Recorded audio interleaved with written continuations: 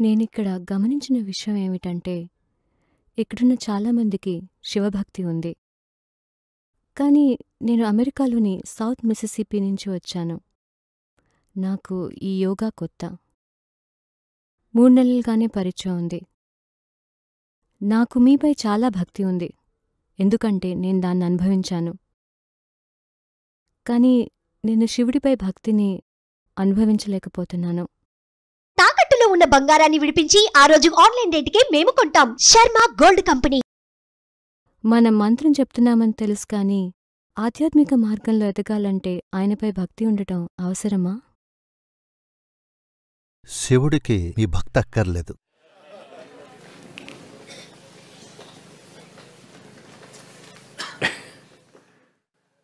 నిన్న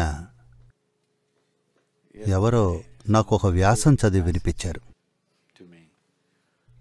ఫెడ్రిక్ నిట్షే రాసిన పుస్తకం నుంచి. ఆయన పేరు విన్నారా? లేదు, ఆయన మిస్సోరీ వారు కాదు. మీరు మిస్సిసిప్పి వారా? సారీ, ఆయన మిస్సిసిప్పి వారు కాదు. ఆయన జర్మన్. ఫెడ్రిక్ నిట్షే ఏమన్నాడంటే, లేదా ఆయన పాత్ర ఏముంటోందంటే,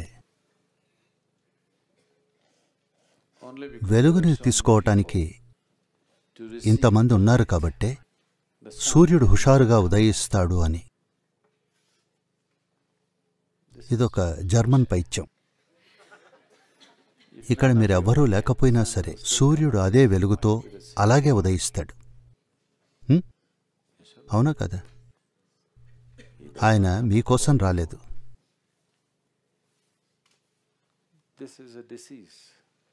మనుషులకున్న జబ్బిది. ఈ సృష్టి అంతా మనిషి చుట్టూ తిరుగుతుందనుకుంటారు, కానీ అలా కాదు.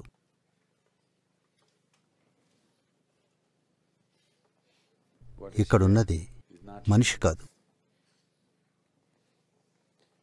ఒక అద్భుతమైన ప్రక్రియ జరుగుతోంది ఇక్కడ. దీనికి మనిషితో సంబంధం లేదు, మానవత్వంతో సంబంధం ఉంది, కానీ అది మాత్రం మనుష్యతత్వం కాదు. కాబట్టి శివుడికి మీ భక్తి అక్కర్లేదు. కాకపోతే మీ మనసులో భక్తి ఉంటే, అసలు భక్తి అంటే ఏమిటో చూద్దాం మనం. ఒక స్థాయిలో భక్తి అంటే మీ హృదయంలో ఉన్న మాధుర్యం అని అర్థం. ఏ మనిషికైనా అలా ఉండటం ఉత్తమం. మీ మనసులో ఆ మాధుర్యం లేకపోతే మీకు జీవితంలో కలిగే అనుభవాలు చేదుని మిగులుస్తాయి. మీరు ఎలాగోలా తప్పించుకోవచ్చు అనుకోకండి. మీరొక ఇల్లు కట్టుకోవచ్చు, కుటుంబాన్ని తయారు చేసుకోవచ్చు, బోల్డంత బ్యాంకు బ్యాలెన్స్ సంపాదించవచ్చు, మీరు మిస్సిసిప్పిలో పుట్టొచ్చు. కానీ ఇవేవి మిమ్మల్ని కాపాడవు. మీరు అనుకుంటున్నదంతా ఏదో కాసేపే పనిచేస్తుంది. ఆ తర్వాత ఎలాగో ఒకలా జీవితానికి మీరు దొరికిపోతారు. మీ మనసులో తీయదనం లేకపోతే మీరు చేదుగా, కోపంగా తయారవుతారు. ఇది చాలామంది మనుషులకు జరిగింది. కాబట్టి ఒక స్థాయిలో చూస్తే భక్తి అనేది మీ మనసులో ఉన్న తరగని తీయదనం. ఈ మాధుర్యం ఏమాత్రం బయట దేనిమీద ఆధారపడదు. ఒకవేళ మీరు ఎవరితోనైనా ప్రేమలో పడ్డారనుకోండి, మిస్సిసిప్పిలో అలా జరుగుతుందా?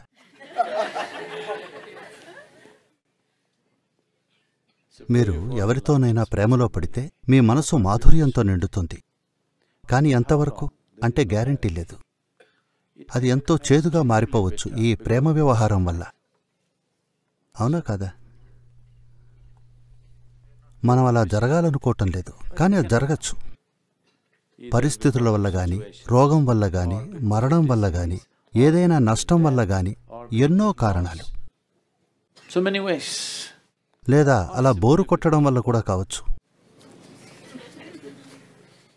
మీరు చాలా గొప్పగా, హుషారుగా ఉన్నారనుకున్న వ్యక్తి కొన్నేళ్ల తర్వాత చూస్తే, ఈ తప్పు నేనే చేశానా? మీరే నమ్మలేరు. ఇంకా ఎన్నెన్నో జరగచ్చు. కాబట్టి భక్తి అంటే మనసులోని తరగని మాధుర్యం. అది ఎవరి మీద ఆధారపడదు. నేను శివభక్తి కలిగి ఉండాలా అంటే ఆయనకివేం పట్టవు. కానీ మీరొక భక్తుడైతే భక్తి అనేది ఇంకో రకమైన మేధాశక్తి. మామూలు మేధస్సుకి అది అర్థం కాదు. ఈ అరకొర మేధస్సు లక్షణం ఏమిటంటే, మీరు ఏదైనా తెలుసుకోవాలనుకుంటే మీరు దాన్ని చీల్చి చూడాలి. అవునా? మీకు ఎవరైనా నచ్చితే వాళ్ళని చీల్చి చూస్తారు. భౌతికంగా పనిచేయరు, చట్టం అంగీకరించదు కాబట్టి. కానీ మానసికంగా చీల్చి చూస్తారు కదా. అవునా కదా? మీరు వాళ్ళని మానసికంగా పీకి పాకాన పెట్టి మీకు అనువైన తీర్మానం చేసుకుంటారు. అది నిజమే కానక్కర్లేదు, మీకు నచ్చింది మీరు అనుకుంటారంతే. ఏదో ఒకరోజు ఆ తీర్మానం తప్పితే మీకు చేదు అనుభూతే. మేధస్సు లక్షణమే ఇది. విషయాలను వేరు చేయటం. వేరు చేయడం ద్వారా ఆ వస్తువు యొక్క ఉపయోగం తెలుస్తుంది. నేను ఈ వ్యక్తిని అంచనా వేస్తే ఆ వ్యక్తిని ఎలా ఉపయోగించుకోవచ్చో తెలుస్తుంది. కానీ నాకు తనేమిటో తెలీదు. తనని నాలో ఒకటిగా చూసినప్పుడే నేను ఆవిడ్ని తెలుసుకోగలను. వేరే మార్గం లేదు. మీరు మేధోపరంగా ఉన్న వ్యక్తికి ఒక పువ్వు ఇస్తే, మీరు పువ్వుని ఓ సైంటిస్ట్కి ఇస్తే అతను మొదట దాన్ని చీల్చి చూస్తాడు. ఎందుకంటే అందులో ఏముందో తెలుసుకోవాలి. ఒక కవి పువ్వు గురించి కవిత్వం చెప్తాడు. అతనికి దాని లోపల ఏముందో తెలియదు, దాని అవసరం కూడా అతనికి లేదు. కానీ అది అతనికి ఆనందం కలిగిస్తుంది. ఒక మార్మికుడైతే తానే ఆ పువ్వుగా మారతాడు. అతడు ఆ పువ్వు వైపు చూస్తూ తాను ఆ పువ్వు అయిపోతాడు. ఎందుకంటే అతడికి ఎవరూ పట్టించుకొని అలా కనిపించని ఒక గడ్డి పువ్వులో కూడా, అక్కడ కూడా ఆ సృష్టికర్త యొక్క పనితనం కనిపిస్తుంది. అంతేనా? అక్కడ కూడా ఉంది. అచ్చం ఇక్కడ ఉన్నట్టుగానే అక్కడ ఉంది. తక్కువగా ఏమీ ఉండదు. మీరు శ్రద్ధతో ఒక గడ్డిపోచను చూస్తే అది ఎంతో శ్రద్ధతో చేయబడిందని మీకు తెలుస్తుంది. అది ఎంతో శ్రద్ధతో, నిశిత ధ్యాసతో తయారు చేయబడింది. అది ఊరికే ఏదో అలా జరిగిపోలేదు. ఏదో ఓ గడ్డిపోచే కదా అన్నట్టుగా కాదు. ఎవరైతే సృష్టి చేశారో వారు ఎంతో జాగ్రత్తతో చేశారు దాన్ని. కాబట్టి ఒక భక్తుడి మేధస్సు అది వేరే పార్శ్వంలో ఉంటుంది. అతడు చూసిన విషయాలు వేరే ఎవరూ చూడలేరు. ఎందుకంటే భక్తి అంటే మిమ్మల్ని మీరు మర్చిపోవటమే. మీకు ఆ సత్యానికి మధ్య ఒకే ఒక అడ్డంకి ఉంది, అది మీరే. కాబట్టి భక్తి అంటే ఆ మీరు లయమైపోవటమే. అది సాధ్యపడకపోతే కనీసం ఈ మోపునైనా తగ్గించండి. మీరు ఈ చెత్తని తగ్గిస్తే మీ జీవితం ఉన్నట్టుండి ఉప్పొంగటం మీరే చూస్తారు. ఎంతగా అంటే మీరు ఊహించనంత పరిమాణంలో. కాబట్టి ఇది శివుడి గురించి కాదు, ఇది మీ గురించి. మీరు భక్తితో నడవాలి. దేని పట్ల భక్తితో ఉన్నారు అనేది ప్రశ్న కాదు.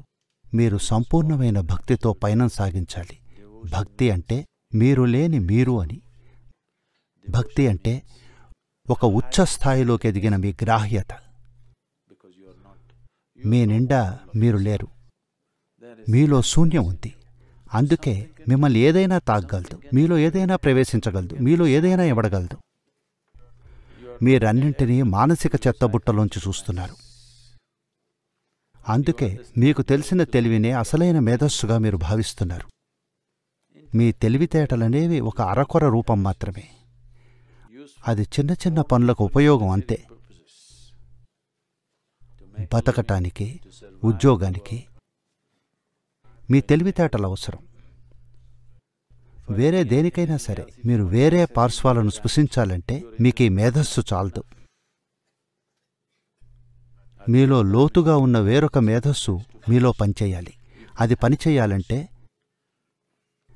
భక్తితో ఉండటం అన్నిటికంటే సులువైన మార్గం.